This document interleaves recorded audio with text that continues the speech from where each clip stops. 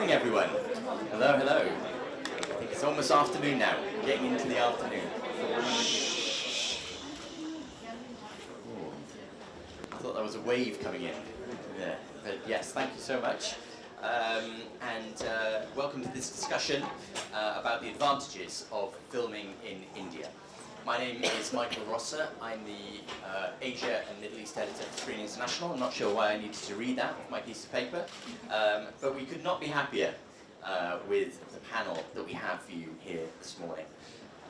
We have Jonathan Oldsberg. I'm going to go down the line. Jonathan Oldsberg, the executive chair of Oldsberg SPI, a highly esteemed international creative industries consultancy specializing in the global screen sector. I'm sure that you all know Sanjay Jayoo, the Secretary at India's Ministry of Information and Broadcasting. We have Katerina Zuccalli, producer at Germany's Bombay Berlin Film Productions, who has several acclaimed Indian co-productions to her name, such as Sudhanshu Sarya's Love.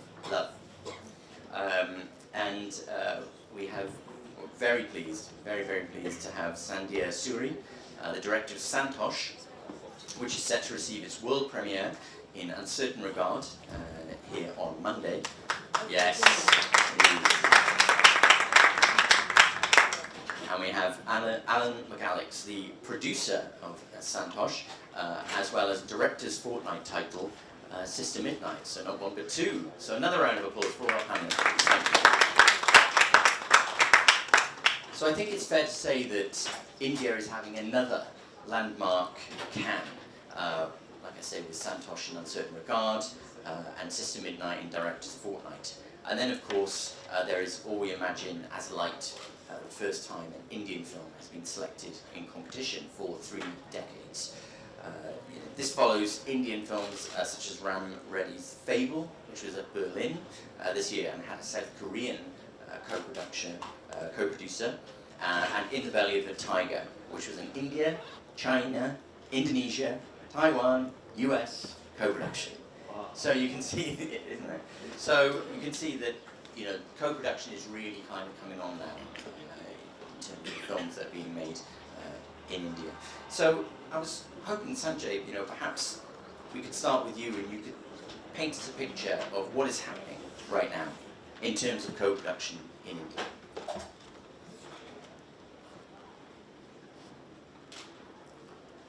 Actually, I've been speaking on this topic since morning yesterday, so I just trying to figure out what new I should add. As I mentioned in the earlier session, when we're talking about co-productions are important not just from the commerce perspective, but they're also important from the strategic perspective. When countries get closer to each other and you try and establish people-to-people connect, cinema is a very strong medium which can actually support and create that people-to-people connect. It also helps diversify the risks. It also helps producers gain access to each other's markets. Producers gain access to finances. Producers gain access to the comparative advantages which the countries offer. And I think it's in this light that I just mentioned that it's better that countries collaborate, support co-productions rather than support war, and all this is going to happen at a fraction of the cost that you incur when you compare it with what you spend on trying to attack each other. So it's important that countries do that. And from our perspective, we have 16 co-production treaties. As I mentioned, started with our co-production treaty with Italy, and now we have the last one with Australia. And we have many more in offing. I mean, there are many co-production treaties which are in the offing. And we have targeted to give ourselves at least 25 co-production treaties in the next 2-3 years. That's the number. So the picture looks very sanguine. The important thing now is for producers to come forward with their projects. We have one-stop shop available now through our film facilitation office. We'll get projects, we'll try and give you all support, both financial as well as non-financial, and ensure that these these co-productions also find the market in the end, which is pivotal to the success of any of the co-production efforts. So my initial thoughts, I'm all ears. I want to hear them out, and then I'll try and formulate my views as to what next we should be doing to expand the scope of co-productions and take them far and beyond. Yeah. Well, I think that's a good point to bring in Jonathan in terms of, what does a country need to offer, do you think, to attract international productions? Thank you. Well, the idea that a country is interested in hosting international productions is something that's grown and grown over the last few years. And there are over 100 different countries around the world that have incentives that are vying for this business. But it's very interesting that India is now playing a major role in this particular policy area with the way its incentive has been improved and the fact that it's an inexpensive, relatively inexpensive place to shoot, which is one of the issues that international streamers and Hollywood's heritage studios think about whenever they've got a major production and they're looking around the world where can we go to shoot this production, what the different countries have to offer. And our company, which advises governments and advises the streamers and the studios on the global production ecosystem, we've developed an analysis of what are these factors. And by and large, there are 4 core, what I call pillars of policy or pillars of the offer that a country needs to have in place that are working and working well. Obviously, an effective and attractive and effective and efficient incentive is crucial. It's not just about what's the big number, what's the percentage, that's given back. It's about how does the system work? Is it reliable? Is it predictable? Do you get your money when they say you're going to get your money? So incentives would be one pillar. A second pillar would be workforce, crew. If an international production is going to a new country to shoot a show, but they don't have enough crew there, they have to bring in crew from overseas, it increases the cost. And it's less appealing. So India, with its substantial experience in filmmaking, has a very good position in terms of its above and below the line workforce. That's the second pillar, workforce. The third is infrastructure. So we're talking about physical infrastructure, stages in particular, but also the whole supply chain. Can you source equipment that you need from within a country? Do you have to import it, which is always a disadvantage? What is the vendor situation? What is post-production like? The third pillar is infrastructure. And the fourth is sort of a slightly different, which is a country what we call film friendly? If you're coming to a country, is it easy to bring people in? Is it easy to get permits to shoot where you want to shoot? Do you have an organization like the Film Facilitation Office that helps with that process? So that's the fourth pillar, film friendliness. We're writing a report that will be published together with the Association of Film Commissioners International for free next month, but we're talking about it at a panel on Sunday morning, which it's called Best Practice in Development of International Production Ecosystems. It's like a policy playbook for how to grow these sectors. And in this particular issue, we've added, in addition to those 4 pillars, issues around diversity and inclusion in the workforce and sustainability of production. So that's what the international major producers think about when they're figuring out where to come to shoot. Fantastic, thank you for that. And I'd like to get Sanjay's take on each of those pillars, but I think we'll move on to, perhaps we'll do that in a moment, but we'll move on. I've never had a drink delivered to me in the middle of a panel before. That was fantastic. It's a gin and tonic as well, so I'll quench my thirst with that in a moment. I wish. But yeah, Katerina, you've got significant experience of co-producing with India. Can you talk about sort of what you perceive as the advantages right now of co-producing with India? A great advantage to shoot in India is really the flexibility. We were shooting since I mean, I started shooting in 2004 in Kolkata and then since 2010 in Mumbai. And you can very fast get permissions. You have excellent vendors. You can get all the equipment in India. And now we are shooting a movie in Kolkata, which got very fast the national permit, then the co-production status. Even UK made an exception. So this movie could started shooting very, very fast. And I mean, being German, we have now the issues in Germany that when you want to get a permission, it can take 2 months for a location. And how do you want to be flexible when you take 2 months for a location permission? And this is in India excellent. That's why, and moreover, the financing possibilities that you can combine private equity with government fundings, which from different countries.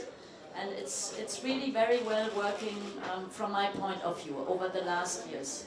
So I can only welcome everybody to come to India, also for the variety of locations. I mean, incredible. What can you tell us a little bit more about this film that is being made in Calcutta? It's about an Indian hero, Dev Chaudhary. My Hindi is very bad, not even talking about Bengali. And it's a production where we take care of the permissions, because my business partner from India has a huge experience also about institutions and how to work with FFO, because we work with FFO and NFDC since 2010. So we know everybody, we know all the details, and this helps enormously. What's the name of the director? Oh, don't ask me. We won't tell anyone. You're among friends. No, it's really quite secret in the moment. So, How exciting. but we have another production where we are also very happy about. It's an Indian, German, Polish co-production where we got European film funding. And to get European film funding for a production which is majorly shot in India, it's also a very good achievement, which shows that Europe is also supporting India very much. Everybody is interested to shoot and work with India. So the European funding institutions start giving funds for these projects. And this is, I find, also a very good achievement to really build up the cooperation between Europe and India, which was our aim since 2005-06, where we cooperated already with NFDC at that time. So it's a huge interest from both sides. What's the name of that production? This project is The Distant Near with a Polish director, but it's majorly shot in India, and it's a true story of a German famous runner who coached the Indian team in 1962. So Milkha Singh was trained by Otto Pelzer. So we have long standing cooperations between India and Germany and Europe and India, and this is a story on this and how the Indian runners win against the German runners, coached by a German. Fantastic. And just before we move on, you know, where you've been dealing with India for nearly 20 years now, is that fair to say? Yeah. What has been the biggest change that you've seen in that time? The biggest change for me is that the private equity investors became extremely professional.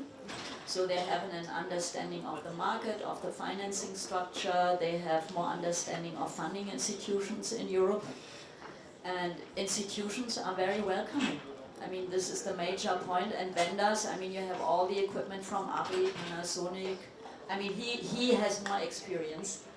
Alan with co-productions also in all states of India. And it's the flexibility. The flexibility is really refined in India. In Germany you have constantly a no. And in India you have never a no on a set, and not a no before. You always find a way. It's very professional also later in the marketing and promotion, because it doesn't help you to make movies, like in Germany 240 feature films. And which feature film do you actually see? And India is excellent in marketing and promoting their movies. Most of the producers I know. And so many things have changed over the last 20 years. And it's more the West, from my point of view, Europe doesn't know what's actually going on in India. They don't know about the funding system, about the private equity, about the market. It's for everyone in Europe too far away, and Europe has to change. Germany has to change. This country has to change. So, Sandhya, thank you again for joining us this morning. Or is it now the afternoon? We're past 12 o'clock? No, the afternoon. So, can you then talk about your experiences of shooting in India? You know, what did you find to be the biggest advantages, and perhaps, you know, some challenges as well? Okay. Well, I think for me the big thing as a director, obviously my film was set in India, so I was going to shoot in India. But a huge thing for me is this is my first fiction feature, and really for the sense of the production value and how ambitious it looks as a first feature for the budget we had, I feel really, really satisfied. It's a much bigger film as a first feature than I might have been able to make. Feels like a much bigger film in the UK. So I think for me that's a huge advantage.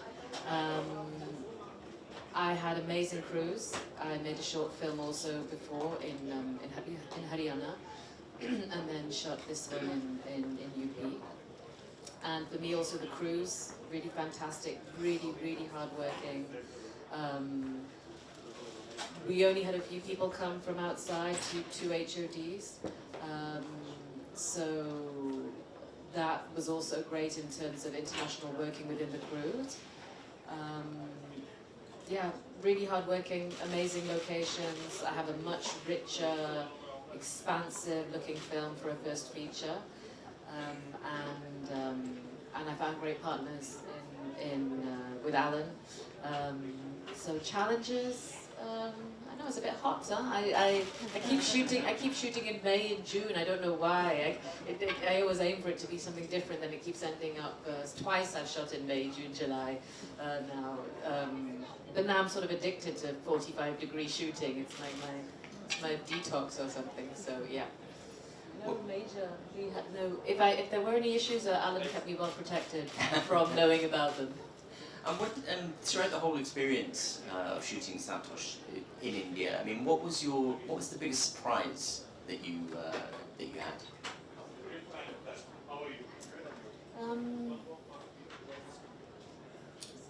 It wasn't so much surprise. It was the thrill. What I enjoyed most is my first fiction feature was working in an Indian mentality of that there is always a way. It is a very solution-focused place. And that's how directors thrive, because they're always problem solving, and India generally culturally is always problem solving something. There's always some way to get things done. So I suppose that was my pleasure of it. Yeah. Fantastic. And Alan, so being a producer on 2 movies in the selection here at Cannes, what did you find to be like the biggest differences in producing these 2 features? The biggest difference. We've done quite a bit of international collaborations, right from Super Boy with Myanmar, which made us Poacher. Especially the last 2, Sister Midnight and Santosh, both were backed by UK, BFI. One was with Film4, Sister Midnight, and one was with BBC Films. I would say, I'll start with Sister Midnight. Sister Midnight, every film has its own challenges. Sister Midnight was shot on 35mm Panavision. That was a big challenge. We shot in film a paperwork, so we were trying to figure out how to process that. I would say we tested various labs in UK, India, and I have to say the Indian lab delivered at par with international labs. Also with crew, initially the director wanted to get the production designer, the costume designer, everyone from abroad. We did introduce Indian talent, and I have to say finally it was only the DP and everybody was from India. It was both the productions were 100% shot in India with Indian cast, Indian language. there was also to bring another production that we recently did. It was a Liam Neeson action feature, which was supposed to be, the script was supposed to be in Nepal, but we filmed in northern India. It was the opening sequence of that film, and they decided that just the director and producer would come, including the Indian DP. They used an Indian DP. We presented an Indian DP to them, and they used everyone from India. In fact, the Indian DP now got an offer for an American production. So, yeah, so we have all the talent and the gear and the facilities. And I have to say, the Film Facilitation Office, FFO, has made things seamless right from your getting the clearances of the script to assisting visa processes. In fact, in Suitable Boy, we had crew coming from multiple countries, and the way they coordinate with Indian embassies across various countries to make it seamless. On one of the productions, an American production that we did with Liam Neeson, was shot extremely in the border of Himachal Pradesh near China. So those are high security level clearances, which FFO really helped in getting that seamless. Also, I have to say that everyone asked me, is this money real? We're working on multiple other co-productions moving forward, and everyone says, do you get the money? Is the money real? And I have to say, we did get the checks for both these productions that are premiering in Cannes. We got it, I think, the first one, System Midnight, that took a while. Even for us, it was our first application for the incentive since it was announced in May 2022. And we started production, we started prep in August. So we were trying to figure out how to go about the whole process. So that probably took 6-7 months to get the check. But I have to say, Santosh, the time we applied, gave our invoices, we got the check in 3 months. That's how it is, quite seamless. So yeah, so it was a great experience for both the productions. Fantastic. Now Jonathan has to step away very shortly, so I just wanted to kind of just get one more thought from you, which is, where are you seeing, like some of the best co-production opportunities at the moment that India perhaps look to? Well, I think first of all we have to consider: are we talking about official co-productions under a treaty? And you talked about the number of treaties you have and you will build in the future, but they take time. At the moment, it doesn't cover the world. So there would be, the treaty. I remember being in India when the UK-India treaty was being prepared and signed, and I think it's a bit disappointing that not so many UK-India co-productions took place, at least in the first 10 years. But that's happening more, and I would expect more of those to happen. But I think what's of even perhaps additional interest or more interest is the unofficial co-productions, financial co-productions, where you're essentially bringing partners into Indian stories that you might not previously have thought would come in, which could include some of the international streamers, which could include other countries that haven't appeared so much on the horizon. What's going on at the moment in our industry, Africa is becoming a very interesting place. There are a number of countries in Africa that have been making films for a long time, like Morocco, like Kenya, like South Africa, and then there are many others that are now starting to come into the game. And bearing in mind the sort of some historical connections between India and Africa, and depending on the content, I would expect to see quite a few more stories coming out of the India-Africa relationship that could be comfortably co-produced, whether it's an official treaty or whether it's an unofficial treaty. Because I think those are stories that, if they work, could work in the co-production countries, but also there's a huge diaspora that would welcome these kinds of stories. And that's something I would look forward to. I'm going to apologise because I'm going to have to scoot off, and my apologies for being so rude. But thank you so much for having me invited, and it's been a pleasure. You're very welcome. Please thank Jonathan.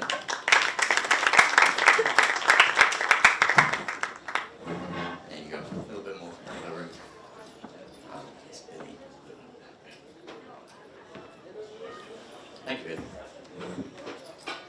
for that promotion. It's coming any day now. So Sanjay, can you then talk about, Jonathan was talking a little bit about, some opportunities coming in the future. Can you talk about sort of what might be next in terms of development in attracting international productions to India? It's already, incredibly exciting, incredibly attractive. What do you foresee as the next step or steps? I think the graphs now going to go like this, because now you have 16 countries. Maybe by this year end we'll have 3-4 more countries added to it. So you have 20 countries with which India will have co-production treaties. You already have the film facilitation office. You also have a portal. This portal is going to become much more bigger, seamless. As I mentioned, it's not just about getting some incentives in, but for a country as big as India, you also need to get access to locales. You need to get permissions if you're shooting near Taj Mahal or from in the forts in Udaipur. And all these permissions will all be done seamlessly through this platform and portal that we have. I promise you that we'll have all the state governments. We have 29 states and 7 odd union territories. So you have a large number of regional offices which will all get hooked onto this particular portal and ensure that everybody gets a very seamless experience. And we are a fairly digital economy. I mean, if I use that word. I mean, he talked about checks, etc. Promise you, next time you're not going to get money through checks. You're going to get money directly through a UPI or something, if it's in India, or as we call it as direct benefit transfer in our country. And even a small shop in our country, there's hardly any cash being transacted these days. I mean, you show your QR code and the money comes into your mobile and vice versa. So I think this time around you're not going to get problems with your checks, etc. So to that extent, we'll ensure that you have a better working capital, because it will be all in instant transfer. Besides this, we also, I agree with you that there are some instances where you will have issues. There have been few examples of some of the scripts not getting cleared, because it's always be there. Because somebody will always have, as I was mentioning, it's not just important. Co-productions are important from the perspective of trying to know each other well. Looking at India from Italian perspective or an Italian prism, or looking at Italy from Indian prism, Indian perspective, I think that adds an absolutely different element to the entire story that is being told. And that's why you have a large number of co-productions. The story of Gandhi was told to us through somebody else's prism, and effectively how beautifully that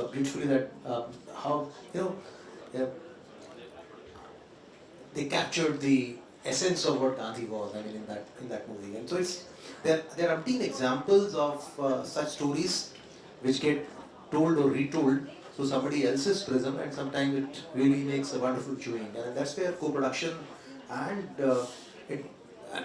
you may have treaties, you may not have treaties, but it doesn't matter. I mean, effectively you have, even if you don't have a treaty, after all we have, diplomatic relations with each other. I mean, it's just a matter of picking up the phone and, ensuring that the visas are in place, all the permissions are in place. So having a treaty is only one aspect, but effectively we are trying to welcome every filmmaker to come and shoot in India.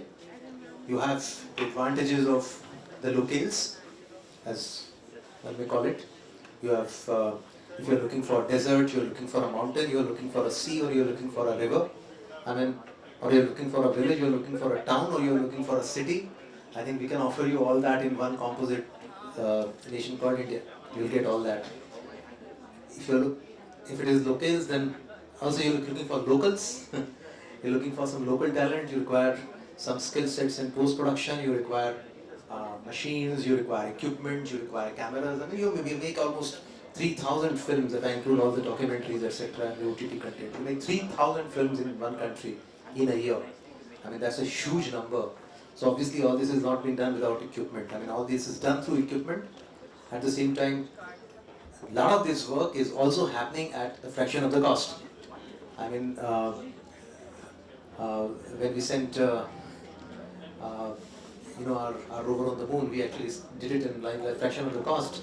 So, it happens at a fraction of a cost because of the demographic dividend that we have, the skill sets that we produce more than 2 million engineering and technical technology graduates every year. So effectively, you won't find people anywhere else. I mean, effectively, next 25 years, you'll have to come to India to get the skills which are required for making movies. On the other side, as I was mentioning yesterday, Natya Shastra. I mean, this entire pavilion is being redesigned with the perspective of Natya Shastra is as old as 2,500 years back. All the nuances of filmmaking are clearly elucidated and explained in Natya Shastra. I mean, all the emotions, dance, drama, I mean, what you currently call it as motion picture, it's all been there. So we have a huge tradition of films. I mean, all the cine stars are like gods. I mean, they can't even walk on Mumbai streets. I mean, they'll be surrounded by 100 people around. I mean, just like that. That's a kind of following that our film stars have. In fact, many of our film stars have also become huge political icons. So you can imagine the kind of adulation they have. And still, we have large number of people who love going to cinema halls, love doing community watching, and I think that's another advantage. So if I add this local, the third L would be possibly the large market that India has. So, I mean, you have the option of having your movie seen by more than 1.4 billion people. I mean, the most populous nation in the world. So, and these people also have a lot of disposable income with them. So it's not as if they would not like to spend money on watching movies. So I seriously believe that this graph is now going to go upwards. We have the scheme in place. We have also enhanced the scope of the scheme. We have the portal. We are also going to convert this portal into a marketplace so that all your resources that you require for making films in terms of crews, etc., all that is available through that marketplace. And I'm sure such events plus the International Film Festival that we'll do in Goa in November, all this will allow a lot of, we call it bazaar, we call it film market. It will also create a good film market for all those who have products ready in hand and are looking for buyers. So I find the situation fairly optimistic, and I'm sure COVID is completely behind us now. Yes. Well, thank you so much for that. And I would like to open it up for questions shortly, but I wanted to ask Sandhya about the fact that this was an Indian story that you wanted to tell,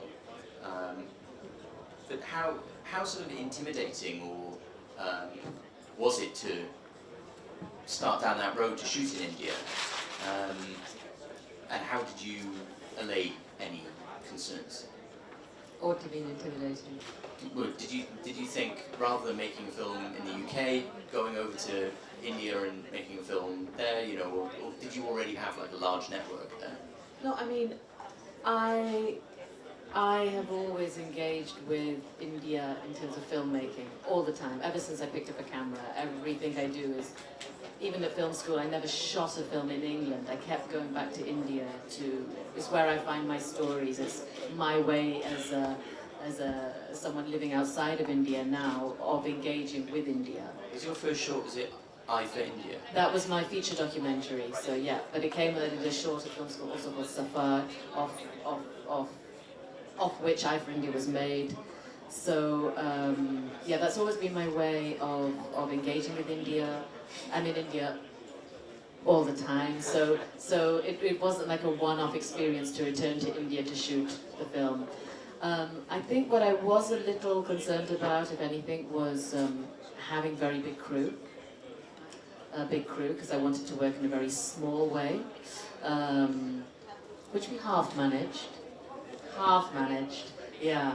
I would have gone 12 people, maybe not, maybe 30, but it was a big film finally, which worked well. And I suppose the other thing was, even though my Hindi is fluent, it's not perfect, I'm not bilingual fully. So then directing in Hindi was just an extra thing, and now trying to, even during the subtitling phase, to try to put across the intricacies of, because it's quite a layered film with a lot of cultural context, to try to get that across in the intricacies of the subtitles, was also like the final cross-cultural challenge to meet. Yeah. And what do you think were the sort of some of the biggest lessons you learned making the film that you're going to apply to your next film, which perhaps you will shoot in India as well? I mean, I keep coming back to India to shoot, so I don't know. Maybe I will finally make something outside of India. But big lesson. I don't know. I think I'd probably try to go for a smaller crew again, to work in a way which is even more flexible, to be more mobile and more flexible. What do you think about that, Alan? I saw a knowing smile. I guess it's possible. Everything's possible. Well, we got time for one question, perhaps, from the Well, floor? I just wanted to know about central distribution plans in India. I know MK2 is selling the film, but are they selling outside of India? What are your distribution plans for Santosh in India? I think we did get an offer from a distributor in India, and we're still thinking about it. Whether we should wait for it or get something else. Theatrical? Theatrical, yeah. It's an offer. Is there, I'd be interested in terms of the appetite for films that are shot in India by international production companies, what the audience is in India for those films? I mean, look, I just want to say one thing as a director, was that from the very beginning, from every very seed of this project, it was absolutely vital for me that this film works in India. That was, it's a hard one to nail. I really hope that when we premiere on Monday, that Indian audiences will feel that. It was my aim on every single level of authenticity about what I was doing in that project, and all the research. It was a project that took 10 years to develop, that it will feel as Indian as it can be. Let's see. Okay, well, is there a question from the floor that I could run more? Gentleman in front. Well, I would like to know that the British has made. You see, British has been very successful in India with the two films, Gandhi and the Slumdog Millionaire, and plus many more. Why British have not started going into the India programs and making more movies? Because you have very great talent. You have a great directors, script writers. I see that British and India can play a very important role, where we can have a British Academy to have more and more meetings and more collaboration together on the subjects which they can be able to do. Because after they have been in India for 250 years, they must be having a lot of stories, lot of scripts, and a lot of books have been written on it. So I would very much like that the British can play a very important role by taking Bollywood into the international market in a big way. So it's about taking Indian film into the rest of the... Exactly. With a co-production, with joint ventures or something like that. Like you see, we have done now Churchill's, the War Office in India, in UK. We converted this into the hotel. Now it took us 7 years to do that. So this is a big monument now. The Hinduja group has done this. So the same thing, I'm going to say, a lot of this investment can be done from British to India in the sector of co-production in the film industry. Tomorrow we have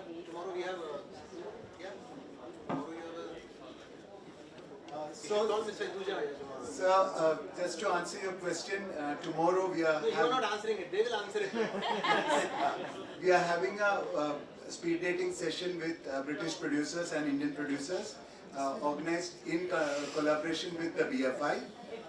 So this is continuing from the Film Bazaar last year, and this year we in Cannes, and then it will continue. What time is that and where is that? That's here, same place, at 11 o'clock. And we are having 8 producers already confirmed from UK, and we have 15 Indian producers who will be coming. Oh, great, I'm very happy. Fantastic. I love it. Bit of promotion just at the end there, handing from one to the other like a baton. Perfect. Well, unfortunately we have run out of time, but thank you all so much for coming this morning and this afternoon. And please thank our absolutely fantastic panel. Thank you all. Cheers.